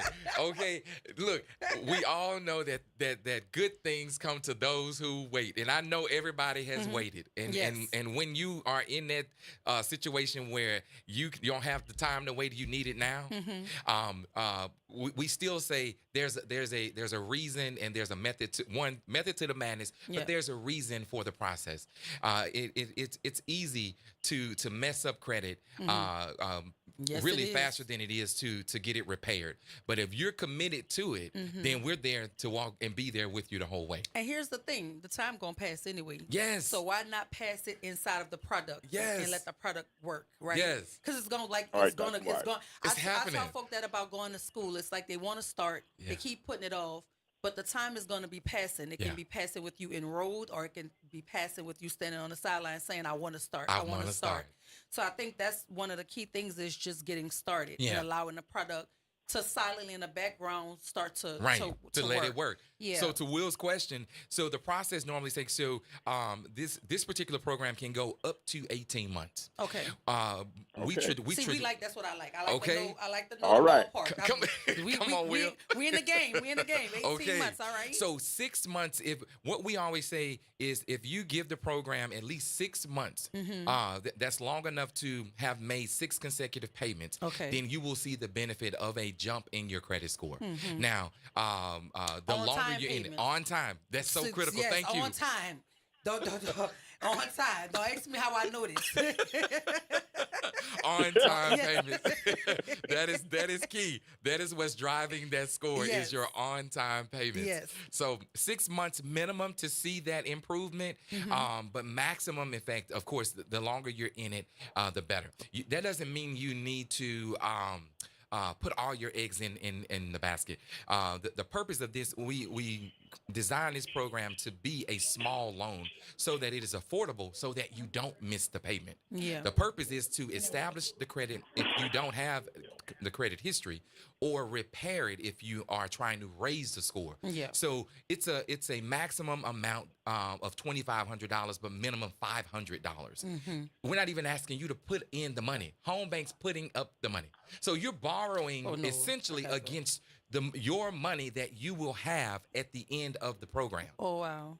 So whatever you qualifying for, Mhm. between $500 to $2,500, Mhm. that's what we will hold for you. Okay. And you will then make those payments toward that loan. So it's Mhm. kind of, you've already been pre-approved. Mhm. And at the end of it, that's when you now will receive the proceeds. Got you. So remember, because you're trying to establish credit, or you're Mhm. trying to build it, so we're footing it essentially based off of what you can afford, and Mhm. we just hold it for you in a savings account that's earning interest. And then when you complete the term, then you receive the funds along with a higher credit score, a relationship with the bank. Mhm. That's going to be critical too, because when you're looking for the next phase or next chapter of your life, and you're coming across and you're needing financial services, they're going to look. We will look to see, hey, you started in the program with us. So let's now consider all of these factors when you're looking for a car, trying to become a homeowner, Mhm. getting that small business loan. So all those things are benefits to the program. So, what advice would you give somebody today who feels overwhelmed or discouraged about their credit situation? You know, like I was out there about 7 months ago in Come the on. hallway. You got it. Where I did. Yes, Yeah. yes. I could tell them what you told me, but I mean, you here. Tell Come them. on. What advice would you give the people? Hands down, do not give up. We've overcome too much Yes. as a people, and even as a country, we've Yeah. overcome. Mhm. So if our ancestors could see us now, Mhm. seriously, and some of them will probably not be as proud, because we give up so easily. Mhm. Credit is not something that you should throw in the towel on. Mhm. You can't do it, because it's a part of everything, whether you realize it or not. Even related to how you are paying bills, Mhm. utility bills. There's so many ways to build credit and to show you have a strong credit repair history. Again, talking about utility bills, you need to check. Just do some homework too. What things are you doing every day, whether you realize it or not, is affecting your credit, that is counting towards your credit history? You need to pull that free credit report. And let's look at that and determine if your rent is being reported, Mhm. if not just credit cards or banking products, there are things that you're making payments on, cell phones, to show that we will accept, in some circumstances, we'll accept that repayment history toward some type of approval for whatever it is that you're needing to do. So don't give up. Don't give up. Don't give up. Don't give up, and come inside. Come see us. Come see him. And what he's saying is come to Home Bank. And there's several locations. Okay. You can go 1600 Veterans Boulevard Come in on. Metairie, 4401 Look at Transcontinental God. Drive in Metairie, 3915 Canal Street in Isn't New he Orleans, good? 1105 South Clearview Parkway Talk to me. in New Orleans, 5435 Magazine Street, and 1800, and that's my location. Come on. 1800 Manhattan Boulevard in Harvey. What's up? And if you want to see Calvin, you have to drive a little bit further. you gotta drive a little bit further. You gotta go to 3524 South Sherwood Forest Boulevard in Baton Rouge. But it's always a pleasure to talk to our partners from Yes. Home Bank. Thank you for being here. Thank you for who Absolutely. you are, and Thank thank you. you for making banking not so scary for Yeah. folk. And just talking about your financial picture, not so scary. We Yes. appreciate the work you do. We have to go to break, but when we come back, we're going to keep talking. I hope you keep listening. Stay with us right here. WBOK 1230 AM, what New Orleans is talking about Let's all get day it. long.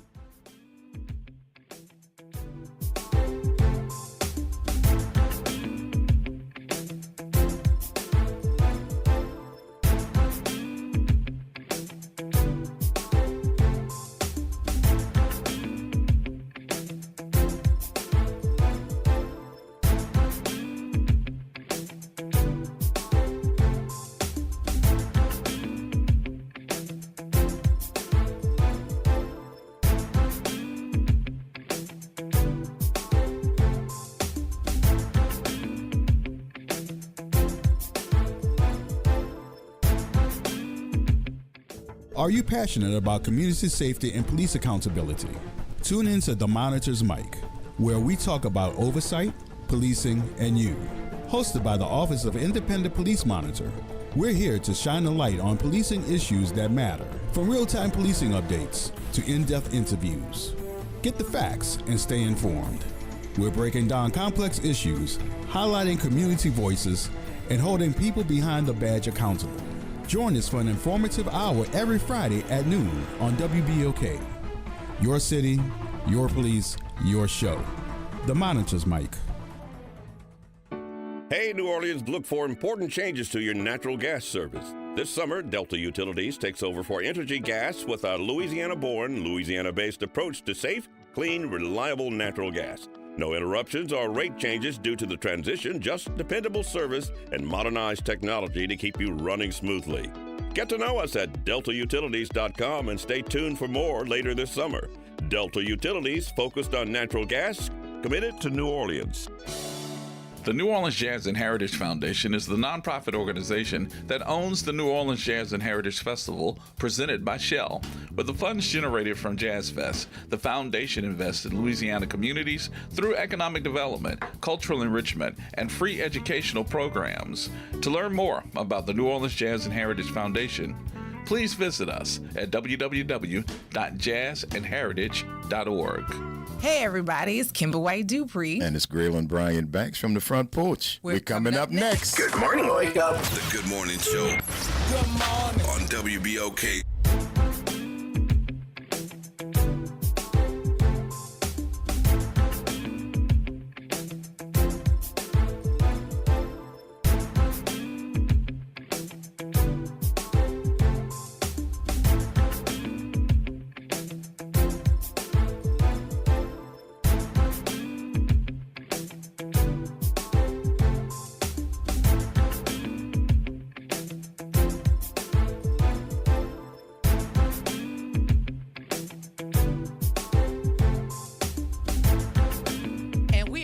Welcome back to the Good Morning Show. I am your host, Dr. Ashanta White. Shout out to my super producer and my co-host, Will Sutton and Nyron Sanders, for also being in the building with me. If you missed the conversation with our home bank partners, they were talking about credit and visibility, and you could visit any home bank location for all of your banking needs. But I want to talk briefly, because we don't have a lot of time, Will, but what is this? The city council asked NOPD to halt their enforcement of second line rules.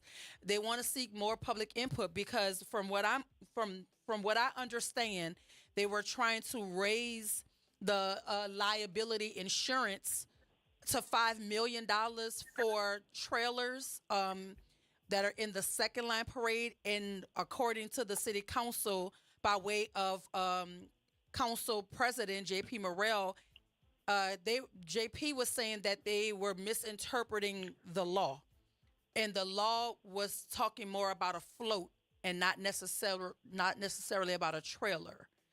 And so they halted the process until they get more feedback from the public.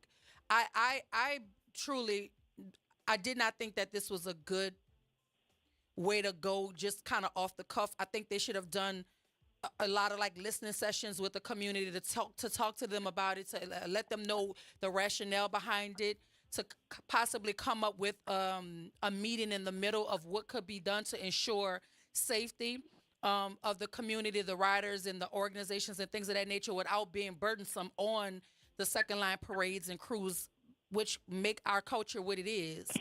And so I think it warranted a conversation as opposed to just trying to throw something into action without properly vetting it with the community. I don't think you'll ever get the public to go along with something when it feels like it's being forced upon them without their input or their buy-in. Have you been paying attention to this story? Yes, I have. Yes, I have. And I think that's exactly right. And that's what happened. So you can move things in a small d democratic process internally. But if you're talking about something that's going to have an impact on people externally and you have not involved them, then that's a problem.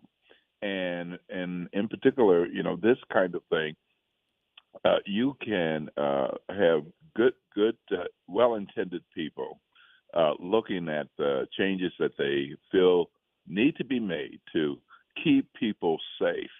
But you might look at something and say it's a float.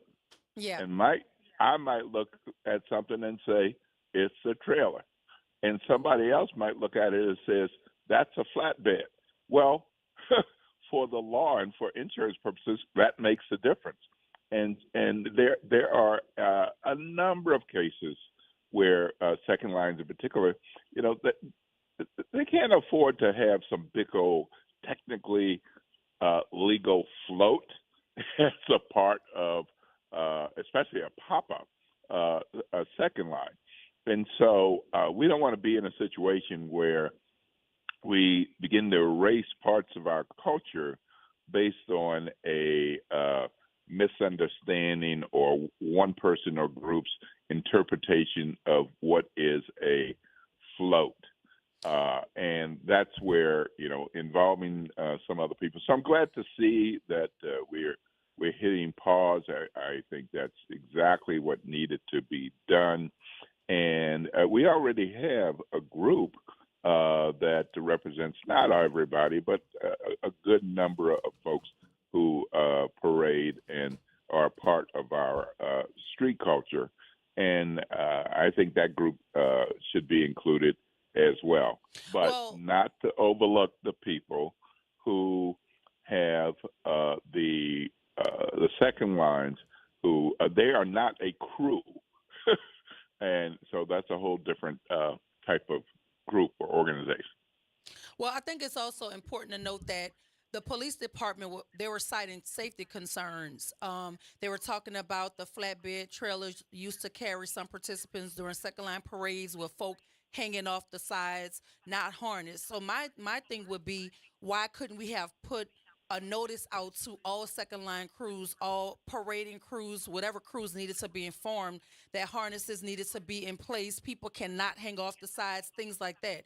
Why do we go straight to trying to enforce something by raising an astronomical fee that most of these crews and organizations just simply can't afford, which will undoubtedly impact the culture of New Orleans in terms of how we do business here. This is business really for our city. Second lining, parading, Mardi Gras, all of that, that's real business. And to me, it just felt more like it was like abrasive. It didn't feel like it was communal. And I think that's where the hard left turn went. If we can bring these folk in a room and have conversations to outline what the safety concerns are and give them an opportunity and a time span to correct those safety concerns, as opposed to saying these are the safety concerns and the way we're going to monitor it is to raise the liability insurance so high that you can't reach it, so that way you won't be on the streets anyway. So that's how we're going to solve the safety concern. It didn't feel genuine. If it didn't feel like it was about bringing everybody in. It did not feel communal, and I think that's why the community's response to it was what it was. So I'm glad that they put a pause on it. That gives everybody an opportunity to come to the table. The city can say what their concerns are via the police department, and then the heads of these different social aid and pleasure clubs and different black masking groups and things of that nature who use these trolleys and flatbeds and whatever else they use to make certain that their parades or their second lines go off the way that they want to. You can have the heads of those organizations in the room with the police department, with city officials, so that you could come up with a uniform plan that everybody has to abide by. And then you can talk about fines and things of that nature if folk don't follow the rules that everybody collectively agreed to. But to just go to that, I felt like that was a bit extreme, and it did not feel communal. I'm going to use the new state law that went into effect on August 1 about using your cell phone in your car. So the law became effective August 1. And so I'll use myself as an example. Yes, I hold my cell phone. Yes, I have something to put it on in the car. Yes, I take it off and I hold it, and I try to do it at a light, and then it gets going, and then I'm holding it, and then I'm trying to text them. Yes, I've been doing that. And is it safe? No, I need to stop. This law is going to help me. But the fine part of the law does not start until January. So I have a few months to know that if I continue this behavior and get caught, there is a fine that can be levied against me. But I got a period of adjustment. I think that's what we're looking for, a period of adjustment and input. Well, yeah. So listen, it's been quite the show. It was actually a busy show today. I want to thank the founders of the National Association of Black Journalists for joining us. That is Sandra Dawson Long Weaver, Allison Davis, and Leon Dash. I want to thank Pamela Lander. She's the local president of the National Association of Real Estate Brokers. My friend Dante King for joining us, talking about the Office of Civil Rights and Trump's reverse favoritism, and our partners from Home Bank by way of Kelvin Luster. We had a phenomenal show. It's been a phenomenal Friday. Shout out to Janet for winning the tickets to the comedy show. Y'all stay tuned up next for the Front Porch. We're grilling the Kimber as far as the Good Morning Show. Dr. Ashanta White, my co-host Will Sutton, and my super producer Nyron Sanders. We gonna see y'all next week. Oh, and Baldy Waldy is in the building. Our general manager, Justin Lewis, is also here. He gets in his feelings when I don't acknowledge him. And my niece, she has no name. Her name is Niece. We appreciate her for also being here. Y'all stay tuned up next for my favorite show, The Front Porch with Greeley and Kimber. This is WBOK 1238 and what New Orleans is talking about all day long. Oh, the Front Porch got an announcement coming up next.